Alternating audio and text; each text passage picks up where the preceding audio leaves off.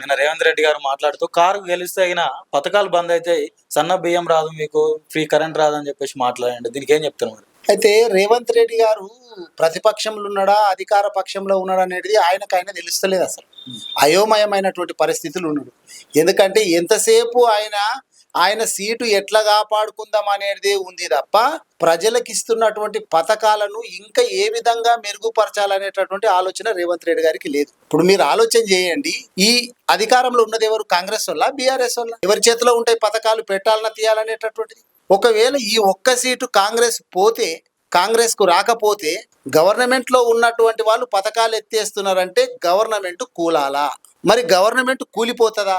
లేకపోతే మీరు మాకు ఓటేస్తారా వేయరా? వేరే పార్టీకి ఇట్లా ఓటేస్తే వెతికి వెతికి మీ ఒక్కొక్క పథకం మీ ఇంటికి వస్తున్నటువంటి పథకాలని మేము కట్ చేసి పడేస్తామని చెప్పి రౌడీయిజంగా గూండాలాగా రేవంత్ రెడ్డి గారు మాట్లాడుతున్నారు.